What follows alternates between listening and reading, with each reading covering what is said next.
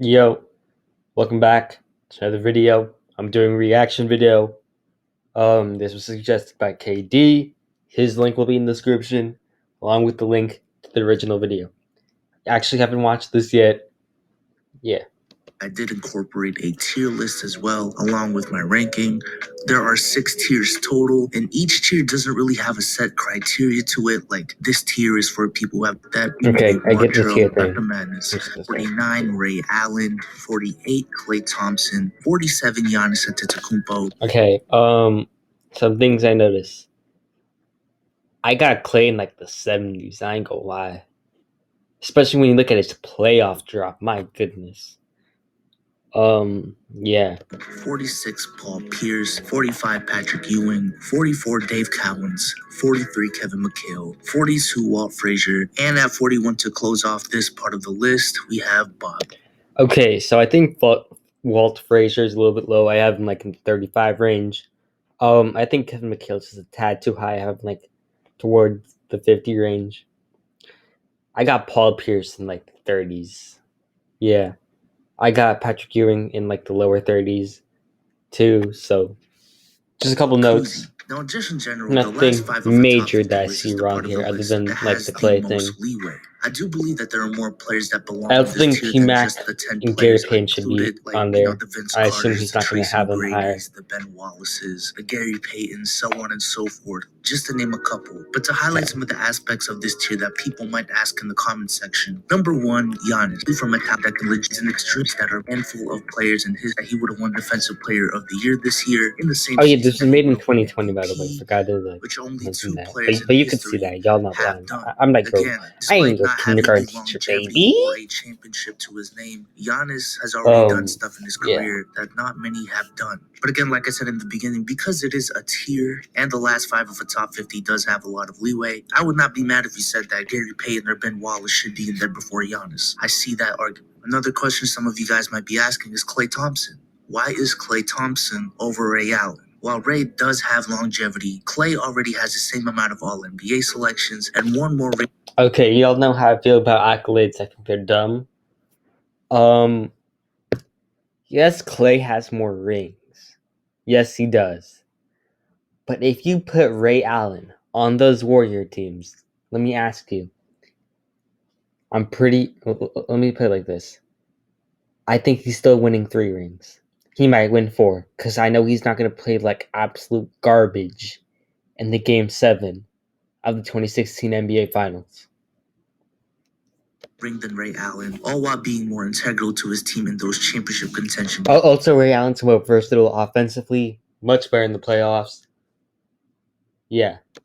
Then Ray Allen brings playmaking value. Celtics and the So 2013 yeah, Heat, I can't. But again, keep in mind they are in the same team. I can't get with the whole Klay thing. Again, I would see that argument and I respect it. I also included some old school players like Bob Cooper, Russell Westbrook, 36 Steve Nash, 35. Sorry, I'm skipping a lot. That's just how I watch YouTube. Clyde Drexler, 32 John Havlicek, and at 31 we have Elvin Hayes. Okay. I think Elvin Hayes is way too high. I don't have Willis Reed top 50 at all. Just my opinion. He only really had a 7-year career and like a 4-year prime. Won 2 championships. Cool. Wasn't the best player on either of those rings. Yeah. John Stockton, I feel, is a tad low. I think a lot of people think he's overrated. I can see where they're coming from with that.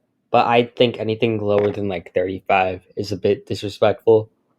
I think Steve Nash is a little bit low. And I think Jason Kidd's a little bit high. I have a Scotty a little bit higher, but I'm not like mad where he has it. I like the rest placement. I have him around there too. I think Allen Iverson. You know what? I'm gonna just say I think Allen Iverson's too high. I think he's too high. That's right. I said it. He's too high. He should be lower. Now, aside from Willis Reed at 40, this is where all of tier 5 lies.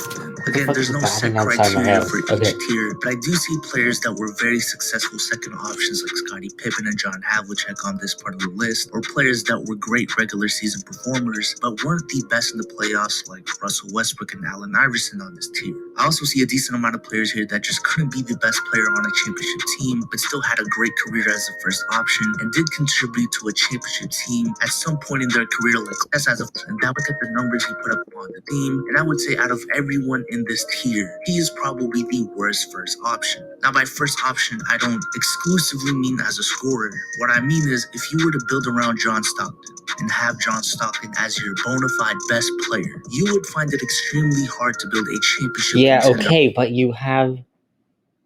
You know what? I'm gonna just let him go through. Because of the fact that he's not a great scorer, not an all-time great defender like Kawhi or Gary Payton, and you would realize that to utilize John Stockton as effectively as possible, you would need a player greater than him, like Karl Malone or Kareem or something like that, to best utilize him. While the players above him have proven to be true.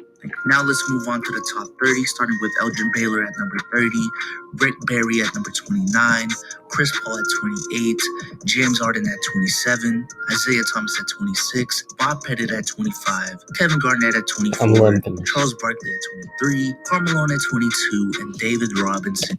Okay, I think Kevin Garnett is a little bit low. Yeah, I think he's just a little bit low. Top like 12 peak ever with great longevity.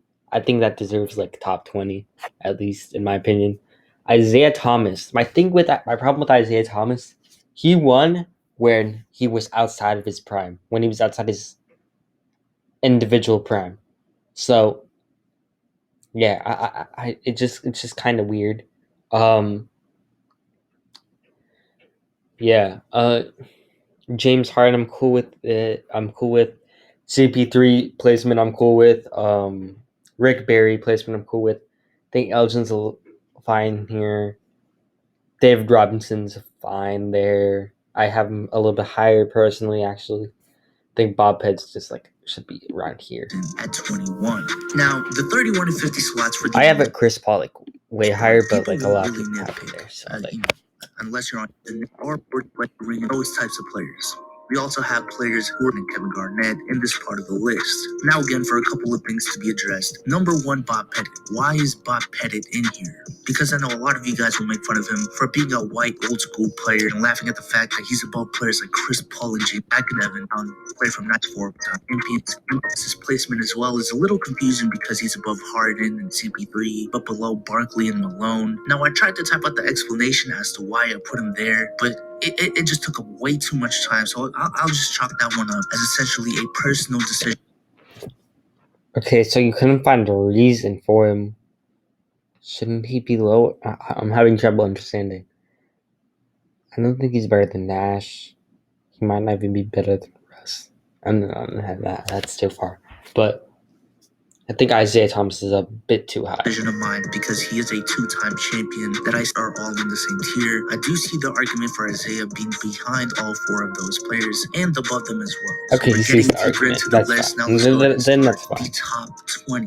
This is where it gets starting off with Kawhi Leonard at 20, Julius Erving at 19, Dirk Nowitzki at 18, Dwayne Wade at 17, Oscar Robertson at 16, Moses Malone at 15, Jerry West at 14, Wilt Chamberlain at 13, Kevin Durant at 12, and Stephen Curry at...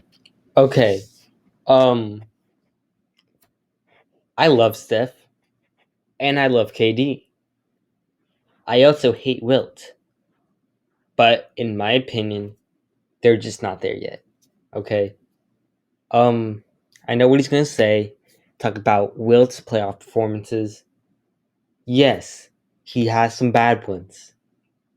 But we can't just act like he didn't have it. Like, you can't just act like he didn't do what he did. Like a top 10-ish defender, top 15-ish scorer ever. Had like a couple really good playmaking seasons. I think Moses Malone's like a bit too high. I have him like here in this range. Dwayne Wade, I have him like here, not that big of a deal. Kawhi, I have him like in the in this range, right here. Yeah.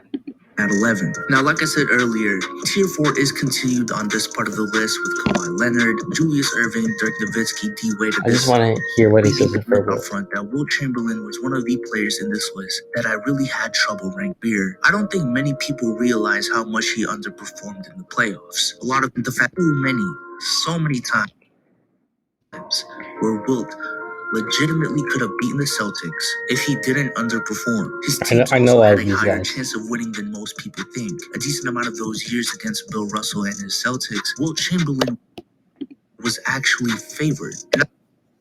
Right here. Right here. He proved he can do it. He proved he can win a championship like that. So, yeah. I just believe that he's underperformed so many times in his career that I truly believe that there are 12 players in history who have had better careers than him, including Stephen Curry. Okay, here's my thing though. Wilt underperformed, but his underperformances were still better than like a lot of players. Which understandably, I can see people saying that it's premature to have him this high up on the list. Also, some of you guys might be questioning Kawhi. By the way, guys, I hate him. I don't hate him, but I think he's like a little bit overrated. I have him like 11, accomplished so much in such little amount of time and doesn't have the longevity of a Karl Malone or Kevin Garnett or even the years. 2 championships by major. Again, I just want number 9, Hakeem Olajuwon. Number 8, Tim Duncan. Number 7, Larry Bird. Number 6, Kobe Bryant. Number 5, Bill Russell. Number 4, Kareem Abdul-Jabbar. Number 3, Magic Johnson. Number 2, LeBron James. And number 1, Michael Jordan. Okay. Couple things. Magic is not better than Bird in my opinion. Okay? Bird was also a very good playmaker, but was way more well-rounded. Way better all around, in my opinion. He had a better jump shot for most of his career. Had a nice little turnaround. He actually played very good defense. Kobe, I'm cool with him there. Yeah, I'm cool with him there. I think he has Magic like a bit too high. I have like Magic like here, like this range, and then I have like Larry above him. But it's all like minuscule things, so I'm not gonna hold him. Yeah. That's all I really had to say. I think these two are I think Hakeem's definitely kind of low. Especially for how good his peak was, I think he's kind of low. Same thing with Shaq. I have both of them like up here. Y'all will see when you look at my top 50 list. I'm gonna trigger so many fucking people. It's gonna piss off so many people. LeBron at 2, MJ at 1. I put Kareem at 3. Yeah, I'm cool with this. I know a lot of people aren't gonna like the Bill Russell placement, but I think he's around there. Yeah, I like it. I like this. Yeah. Overall, an okay list. There's nothing I really hated about it. Yeah. That's it for this video. Comment down below what you want me to react to next. Peace.